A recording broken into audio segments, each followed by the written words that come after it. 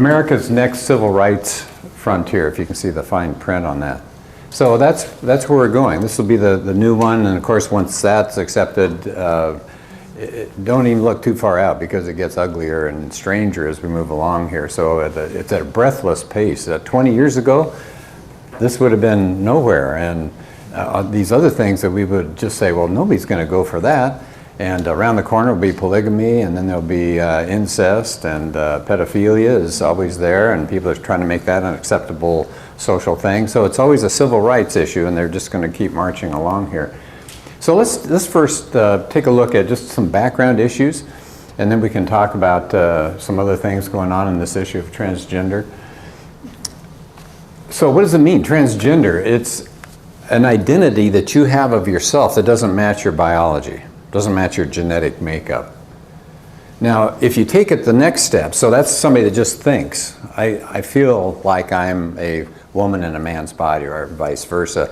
Well, the next step is, okay, I feel that way, I'm going to do something about it. And whether it's drugs or whether it's actual surgery, then the term becomes transsexual, because trans means across, it's a good prefix. So now you've actually made that, you've taken that bridge, you've gone across to actual changing to try to make that target gender yours. And transgender is not the same as being gay. And every website I went to is really clear to point that out. Transgender is how you feel about yourself. Gay is how you feel about somebody else that you're attracted to sexually. So the transgendered people, many of them say, I'm heterosexual. They may not see themselves as homosexual. They may say we're bisexual. They may say we're asexual. So I try to put in parentheses, maybe if it makes sense, gays are variants of sexuality, right? That's that sexual attraction that they feel. But transgendered are variants of gender itself, how they think of themselves. Does that make sense as far as the difference between the two? I was pretty fuzzy on that until I started looking into this. And as far as estimates go, remember last time we were talking about homosexuality, maybe something between 1.5% and 3% of the population. Well, again, it's kind of hard to get estimates on transgender, but the best that they've come up with, I've found on several websites, is something like 700,000 individuals. So if you want to do real quick math, we got over 300 million people in the United States. It's a tiny, tiny percent, isn't it? If it was 1%, what would that be? 3 million. Well, it's much smaller than that, so we're talking, what, 0.1% of the population. And yet, look what's happening to the society and how many changes are coming because of this. And so it's an important issue, even if we don't maybe know people who are transgendered, we're certainly seeing them on celebrity magazines and things like that. So the numbers are small, but the impact, I think, is turning out to be pretty big. I went to some sites, I just typed in, you can do the same thing. I wanted to get an idea at the beginning, what are the transgendered themselves saying? I know that's not fair to just pick a few quotes and say, now I understand 700,000 people, so I'm not claiming that. But I just typed in quotes from the transgendered, and I came across things like this, and I wanted to share them with you. People change lots of other personal things all the time. They dyed their hair, they dyed themselves to near death, they took steroids to build muscles, they changed names and majors and jobs and husbands and wives. Why was gender the one sacred thing we weren't supposed to change? Who made that rule? Of course, we would probably have an answer to that question, but so there's a woman named Ellen. I don't know, I guess because I'm an English teacher, I love the title of that other one, Neither Here Nor There. Okay, a little play on words, but so this person says, I was invigorated by the possibility of reinventing my own body. The meaning was mine. Does that sound familiar? It's all me. I'm not going to worry, well, we'll talk about that later, what these things seem to say, but I mean, can you hear the voice that's coming out, the attitude that's behind these statements? Here are a couple more remarks.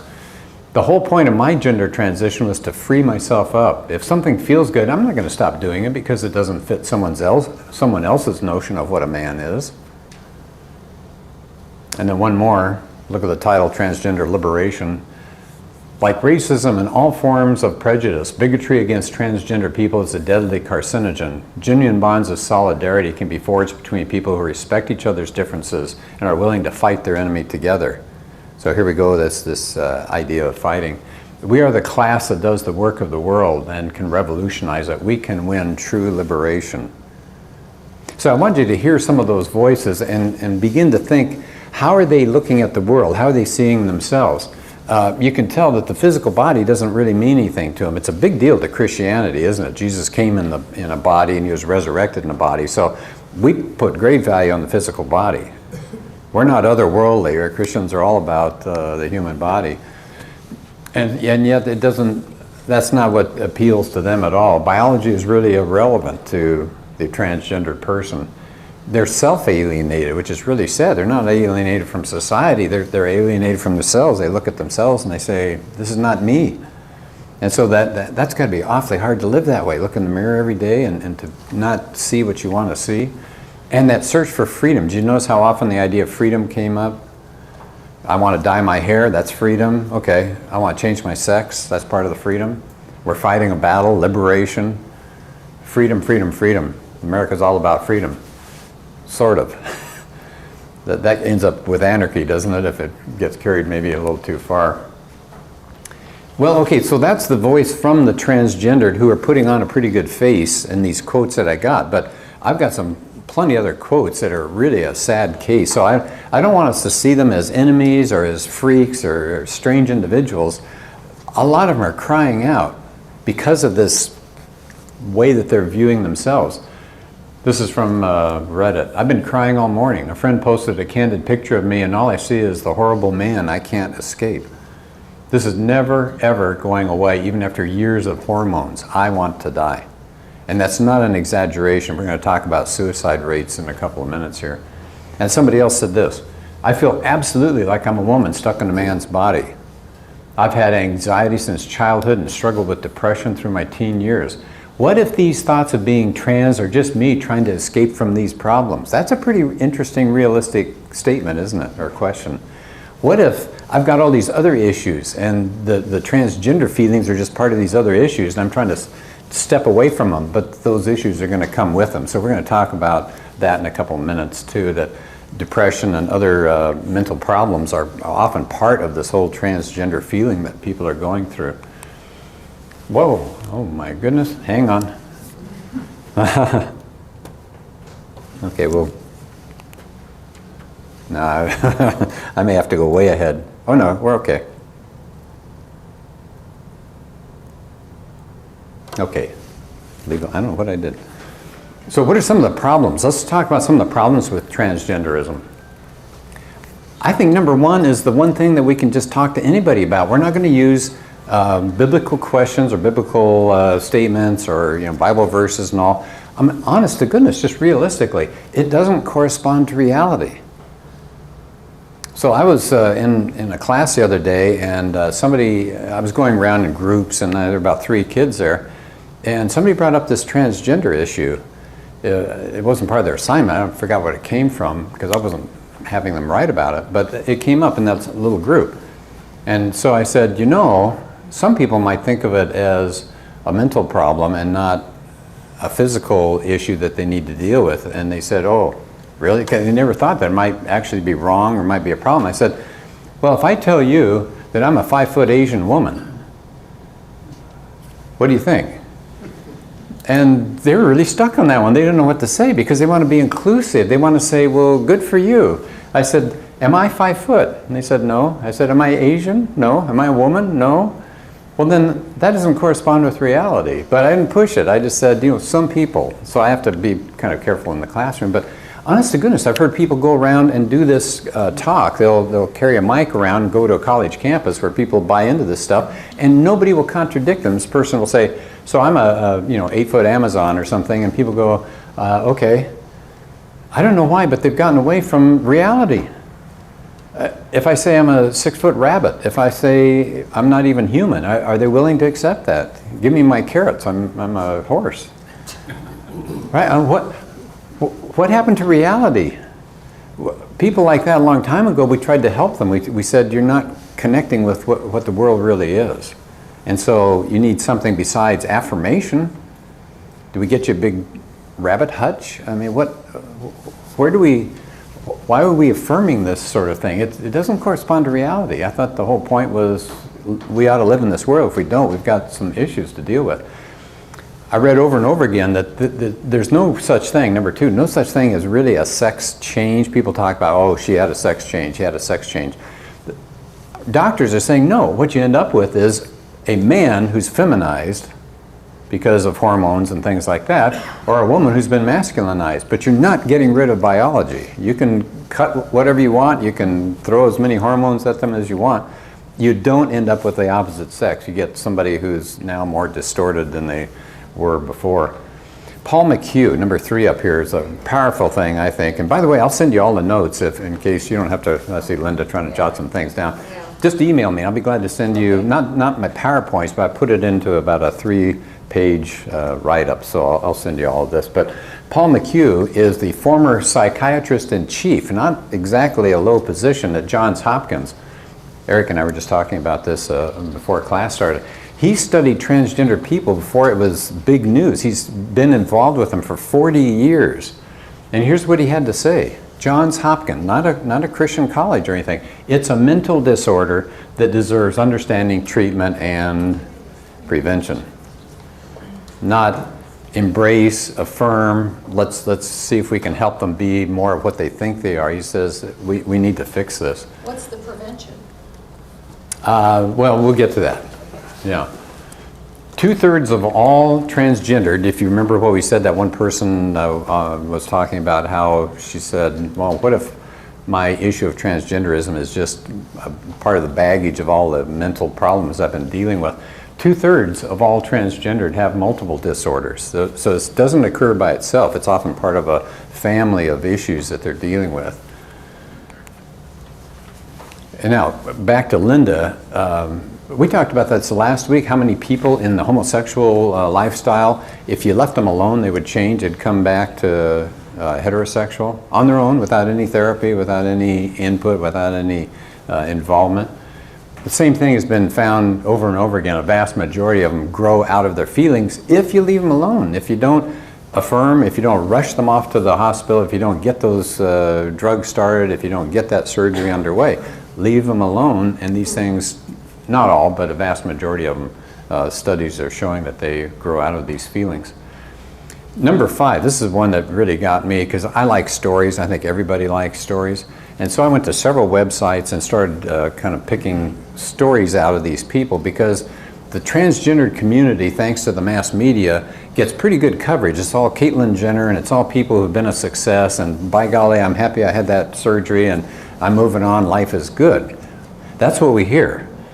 And so what was it, Glamour magazine that picked Caitlyn Jenner as Person of the Year or something like that. And so it's all so positive and so reinforcing, because these kinds of stories that I want to read you don't get out in the media very much. So bear with me, I'm just doing 6 stories, there are plenty more. Here's a man in his teens. He said, I transitioned to female beginning in my late teens and changed my name in my early 20s, over 10 years ago. But it wasn't right for me. I feel only discontent now in the female role. I was told that my transgender feelings were permanent, immutable, physically deep-seated in my brain and could never change. Well, that's what they're hearing, right? And that the only way I'd ever find peace was to become female. The problem is, I don't have those feelings anymore. So the he here has changed. When I began seeing a psychologist a few years ago to help overcome some childhood trauma issues, my depression and anxiety, here we go, the other conditions alongside this, began to wane, but so did my transgender feelings. So 2 years ago, I began contemplating going back to my birth gender, and it feels right to do so. I have no doubts. I want to be male. Remember, this is a guy who wanted to be female, but the problem is he's had surgeries, and he's completely obliterated his masculinity.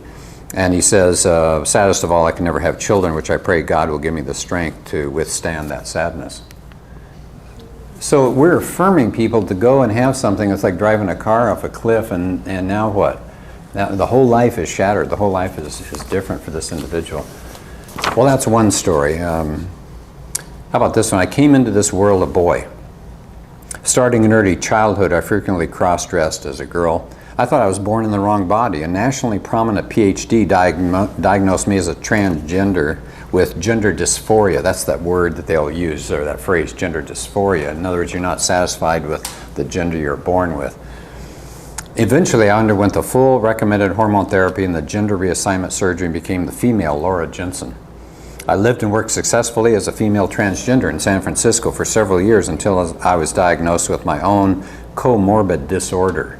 Now, I didn't look that term up, so I'm guessing from what it says here, these are other issues that they're dealing with, the person is dealing with, and difficult issues, psychological issues. With proper diagnosis and treatment with psychotherapy, I found the sanity and healing gender change could not provide. Transgenderism was my outward expression of an undiagnosed comorbid disorder, and gender change surgery was never necessary. I detransitioned and returned to my male gender, like so many others do who regret changing gender. How old was he when he first discovered that he was different? I don't know. It says, I came in this world a boy. Starting my early childhood, I cross-dressed. I thought I was born in the wrong body, so it said starting early childhood. Yeah. How about Alan Finch? This is a resident of Australia. At 19, he decided to transition from male to female. In his 20s, had genital surgery, but now he's age 36. So he's had, let's see, it says in his 20s, so something like 10, 15 years he's now lived as a woman. Transsexualism was invented by psychiatrists, he says. You fundamentally can't change sex, which is what we heard before, that you can have some appearances, but you're still male with a softer edge to you're female with a rougher edge, you're still that sex. The surgery doesn't alter you genetically, it's genital mutilation. It's been a terrible misadventure. I've never been a woman, just Alan. So he's looking back on it again, he's got this terrible regret. You never hear these in the mass media, do you? You never hear, well, Bruce Jenner has done all right, but there are these other stories. Instead, it's glowing, it's so positive. And so, if that's okay, I'm going to read you a couple more. For some of you who have a few more years on you, I don't know if you remember this, but this name popped out at me. Renee Richards. She was a tennis. I watched her play in Oakland. She was fabulous. She's a great tennis player. But she decided to become a he. And, or was it the other way around? Did she transition and become the female? She became, to become a female. I think that was it. Sorry. So. Didn't he start out in Ramona playing? Oh, I don't know. As a tennis He player? might have, but he's here from California. Yeah, but I watched him play in the Bay Area. But after he made that transition, it was just weird. Well, and then it just dropped. I never heard of her again. This is the first. It was controversial at the time to have a man playing at the strength level and the body type, muscular, in women's tournaments. It just it didn't work. But I'm just saying we never heard the rest of the story, like the old Paul Harvey thing, the rest of the story. So here's the rest of the story. If there were, she wrote an article in 1999 for Tennis Magazine. If there was a drug that I could have taken that would have reduced the pressure, I would have been better off staying the way I was, a totally intact person. I know down deep I'm a second-class woman. I get a lot of inquiries from would-be transsexuals, but I don't want anyone to hold me out as an example to follow. Today, there are better choices, including medication, for dealing with the compulsion to cross-dress and the depression that comes from gender confusion. As far as being fulfilled as a woman, I'm not as fulfilled as I dreamed of being. I get a lot of letters from people who are considering having this operation, and I discourage them all. Wow. There's the rest of the story, but we don't hear that. It's locked away in some website someplace. It's there, but it's just, we don't hear it in Time magazine and things like that. Instead, it's the new civil rights issue. How about a man named Mike Pinner? He is an LA Times sports writer, so he must have been pretty good. That's a big newspaper. He was a sports writer for 24 years, and then one of his columns, he says, I'm transitioning, I want to be a female. And it shocked everybody, because, it tends to be guys reading the sports page and going, what? And so he changed. Let's see. He lived as a woman named Christine Daniels, and he served as a spokesperson for transgender activism. So he's on the front lines. This is good. This is a positive thing. Rah, rah, we need to go that direction. But then, with no explanation, in 2008, he decided to transition. He readopted the name Mike Pinner and lived again as a man. All the posts and bylines by Christine Daniels were mysteriously scrubbed from the LA Times website. Are you surprised? What? The media isn't reporting something fairly? he discussed none of it, but according to one report, he was devastated over not being able to save his marriage, and then in November 2009, he killed himself. The funeral for him was private to keep out the media, and the LGBT community, if you don't know those acronyms, lesbian, gay, and bisexual, and transgendered, they had their own memorial service for Christine Daniels, not for Mike Penner. So they saw it as a tragedy for the woman, but not for what he used to be as a man. Here's the last story. A female to male transgender, her name was Nancy Verhelst. She was in Belgium. After her surgery, then she looks at herself and she says, I'm a monster. She spoke of her sad childhood, had a terrible situation growing up. She was so distraught that she asked doctors to put her to death under Belgium's lax laws that you can do that. And they said, sure. She's dead.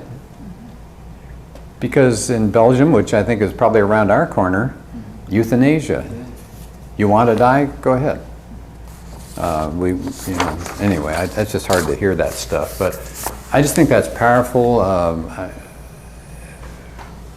don't know, I have a hard time thinking there are people that live like that and are held up with such esteem by the media. It really bothers me that our society has done that to individuals, to say, go ahead, be who you want to be. Freedom, it's all about freedom. Really? These people don't sound very free to me. And some of them got the freedom to live that way for a while and then died as a result. Richard? You know, I think you hit across something that maybe other people can relate to here. When I joined the Navy, I found out that I was a Navy reservist. And the Navy, the USN, not the USNR reservist, always looked down on reservists. You might be a Marine Reserve or Air Force Reserve or whatever it might be, or National Guard, and the other people look down on you like you're something less than what you should be. Maybe there is something about, well, go ahead and have that sex change, but you'll always be something less than a woman or a man. Maybe they need to understand that in their life. Yeah. And in some cases, they would probably say, and you would probably say, well, maybe the pressure from a society that didn't understand drove them to the suicide. Rejection. But I'm going to show you something in a minute that I think kind of shoots that out of the water. Yeah, Chris? I may be jumping the gun to maybe get into this, but is there any statistics that you ran across about those tragic stories, suicide, how many of this? Yeah, I've got a statistic as far as suicide goes, because they've actually done a study. They interviewed, well, we'll get to that in a second, but they actually took a pretty good cross-section and asked them about suicide. Yeah? I know that recently, they used to offer counseling for people young people, school-age people. They had offered counseling for them to prepare or to find out who they are, kind of thing. Right. And they had banned these other Christian organizations. Like Exodus. Yes. Yeah. They won't even let them talk to these young people anymore about it, right? Yeah, they don't want to suggest that what you're going through may be temporary, which we talked about last week, and now we're finding out the same thing. If you hang in there, if you get some medication, if you get some psychological counseling, you may get through this tunnel, you may get through this dark period. A lot of people do. But they're not told that. You're right, they're being held up as a celebration. Keep going, this is terrific. This is the way you ought to live. But they're not hearing these stories that I just told you. It's a lot like Planned Parenthood. I mean, they won't allow you. Yeah. It's a concerted effort to keep definitely. you from hearing the other side. Yeah, it's very frustrating. Okay, how about findings? So far we're hearing stories. You say, well, those are anecdotes. And I think if you have enough anecdotes, that builds up a pretty good case. But okay, I understand that. People say, oh, it's just an isolated cherry picking of stories here. What about this? Okay, I am not doing this.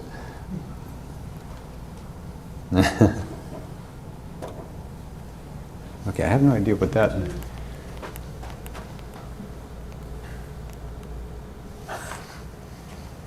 Maybe I'm not pointing at it. All right, let's see here. Okay, here we go. Johns Hopkins University. In the 60s, they used to do the surgery. They said, come on in. Remember we talked about that individual who'd been the chief of psychiatric care there, been involved for 40 years with transgender people. So they were the first medical center to offer sex reassignment surgery. Yes? You know, this reminds me, though, that the first that anybody, I think, ever heard of reassignment of sex was Christine Jorgensen. Remember that Oh, name? that's right, yeah. Denmark in the 1950s. I never saw her name come up, so I don't know It was what's... Christine Jorgensen. Yeah, And I have no idea what happened I don't to either. him, her. right. Don't know. But that was the 50s, wasn't it? Yep. Yeah. Well, so somebody needs to look that up. That would be interesting to see. I don't know what happened there. Well, Johns Hopkins, instead of saying we're on the leading edge here, this is good news, they've pulled back. They stopped performing this procedure. They did a study in the 1970s, and they found out that these people that had the surgery were not better adjusted. It didn't improve them at all compared to a group that did not go through that surgery. So why in the world would you mutilate people if you weren't getting any better results? That's against their Hippocratic oath to begin with, I think. Yeah, yeah. Dr. McHugh, he says at Hopkins, we stopped doing sex reassignment surgery since producing a satisfied but still troubled patient seemed an inadequate reason for surgically amputating normal organs. You think? Yeah, you're done, you've sliced and diced, and the person comes out and is not any better adjusted psychologically. We're back to those other issues that they were dealing with before, hand in hand, and taking care of one part didn't seem to solve anything else. Here's another finding. The transgendered lobby, if you hear them, you go to their websites, and again, it's very positive, and they say, oh, come on, only 5% have actually gone through that next step of having the surgery. Only 5% have any regrets. Well, they did a national survey, 6,500 people. That's a pretty good sized survey. Doesn't seem like a fluke to me. They said, have you tried to commit suicide? And the answer was nearly 50%, 41% said, yeah, 41%. So if you take the other people who successfully did suicide and add it to that 41%, it might be huge. Yeah, it might be really big. But But can't ask them anymore. Yeah. But again, it may be, well, but our society is so mean, and that's why they've been driven to this. They did this study, though, in Sweden, of all places. Sweden is so liberal when it comes to behaviors and all. They should be patting the transgender and all these different people on the head. There shouldn't be that kind of rigid anti-homosexual feeling like the United States. So they did a study. They followed over 300 people who had that surgery done from 73 to 2003, so it's a long period of time. The overall rate of death was higher than expected. Suicide was the leading cause of death in Sweden. Those who had the sex change surgery were 20 times more likely to commit suicide than the non-transgender population. And, here we go again, they went for more psychiatric problems than just the transgender feelings that they had. So this is a study from a country that is very different as far as its sexual outlook than we are. It seems to me, remember when we were talking about homosexuals, people say, oh, you Christians are such homophobes. And the response might be, if you think about doing this, is to say, I'm not afraid of them, I'm afraid for them. In other words, we care about them, we don't want to see them go through this. We can do the same kind of thing. If somebody is celebrating, oh, what a wonderful thing, we can say, well, we all want to help people. Nobody's here to hurt people. The question is, what really helps them? And we've seen doing these surgeries and encouraging this stuff doesn't seem to help people. We want to focus as Christians on love. We're not to think of them as freaks and ridicule or anything like that. We want to treat them with love, and to treat people with love is you want the best for them. And so I think that's always a good response.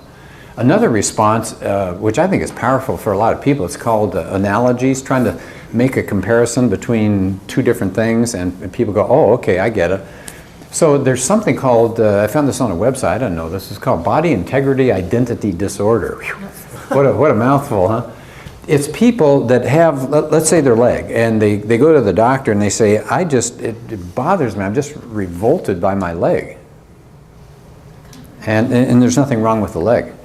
Or an arm. It'll be some major body part. They'll say, I'm almost sick about it that I have this piece of me that just I don't like. It's awful. And the only thing that provides them relief at all is if they get that part amputated. So then the question is, doctors don't seem to be rushing to do this. They're backing off on that. Well, it's wrong, isn't it, to amputate healthy limbs? So I put then ... Can you see the connection with the surgery that we've been talking about here? You're taking a healthy part of the human body, a healthy part, and you're getting rid of it. Because somebody has a disconnect between here and the body part, whatever it is. We don't tell them, yeah, go in and get your toes cut off if they're bothering you. We say, no, let's take care of this, and then you'll be okay with your toes. Why would he have you limp for the rest of your life? So does the body need adjusting? Or is it the mind? It's the mind, isn't it? I thought number two, I heard this analogy from several websites. I thought this is really powerful. So you're a doctor, and in comes a patient who's 90 pounds, just skin and bones, and says, as you begin to deal with this person, you find out that they're anorexic, just big time bad image of themselves. Every time they look in the mirror, all they see is fat, and they're on this crash diet or no food at all. So do you say to that person, okay, so you write down all the information as a doctor, so you're anorexic, yes. Well, you know what you need then? Liposuction. That's crazy. That'd be crazy. You'd lose your medical license, wouldn't you, if you're the doctor? If you found out somebody had gone in with 90 pounds on them and you were sucking out even more, there's a lawsuit for real that's going to happen. And yet, the analogy, compare that with, oh, well, let's take care of the sex organs here, you got the problem. But it's a miscommunication between what they think of reality and what the reality is. So we don't offer liposuction. I don't know what a good comeback to that would be. I think you just toss that one out there. Do you offer liposuction to an anorexic? What other things can we do? Well, how about this? They asked a transgender person one time, what kind of support would you like from the church? Here's the answer, one answer, someone to cry with me rather than just denounce me. I always think, years ago I read a book by Phil Yancey. I always recommend Phil Yancey. I love that guy to death. He's got a book called Disappointment with God and something about grace. What's it called? Grace, something about why is grace so amazing, or, forgot it. How amazing is... I like The Jesus I Never Knew. Yeah, The Jesus I Never Knew. Great book. His books have been out so long now, you can find them used all over the place. Phil Yancey, Y-A-N-C-E-Y, Phil Yancey. What's so great about Yeah. Darren's working on it. What's so amazing about grace? That's Is that right. it? So what's so amazing about grace? If you haven't read Phil Yancey, you've got to read him. Anyway, in one of his books, he said he was talking to somebody who wasn't a Christian. They were just meeting like it was Alcoholics Anonymous or something, and he was there. And so after the meeting or something, somebody just shared some really awful things that had been going on in her life. And so Yancey walked up to her and said, have you ever thought about going to church and having people there help you? And said she just kind of recoiled. She said, why would I go there?